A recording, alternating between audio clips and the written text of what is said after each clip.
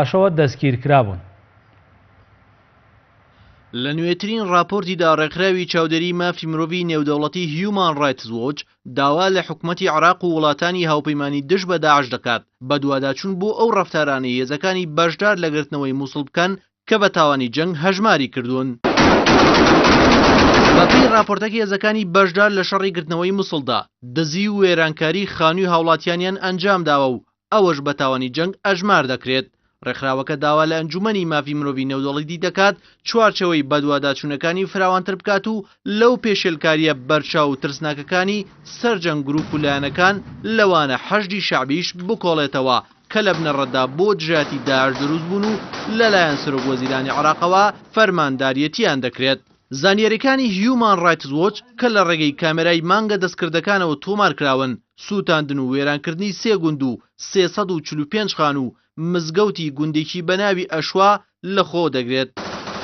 هێزەکانی دژ بە داعش پاساوی ڕوخاندن و وێرانکاریەکانیان بە ئامانجی گرتنەوەی ئەو ناوچانە لەژێر دەستی داعش دێننەوە کە گوایە بەشێک لە خانووەکان لەلایەن داعشەوە بۆ خۆحەشاردان بەکارهێنراون و بۆمب ڕێژ کراون.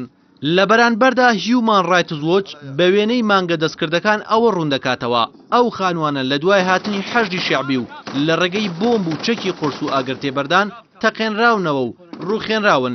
ڕێکخراوەکە ئاماژ بەوەش دەکات دوای 2 مانگ لێکۆڵینەوە لە ناوچەکانی ژێردەستی حەشدی شیعبی هیچ بەڵگەیەکیان بەدەست نەکەوتووە بیسەلمێنێت تەقاندنەوە و ڕوخاندنی خانووی هاوڵاتیان لە پێناو ئامانجێکی سەربازی ڕەوادا بووە بەڵکو ئەو کردەوانە بۆ ڕێگری لە گەڕانەوەی ئاوارەکان بۆ زێدی خۆیان ئەنجام دراوە.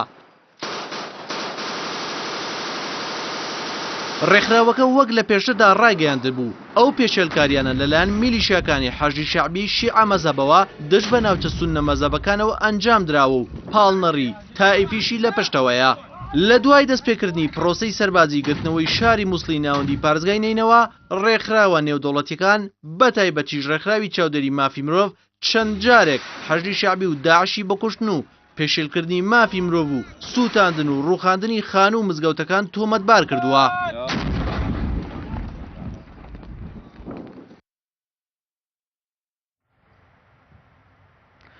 خۆشەویستانم ئەمڕۆ هاوکاتە لەگەڵ 6 ساڵ تێپەڕبوون بەسەر ڕووداوەکانی هەفتەی شوبات و ڕۆژانی دوایی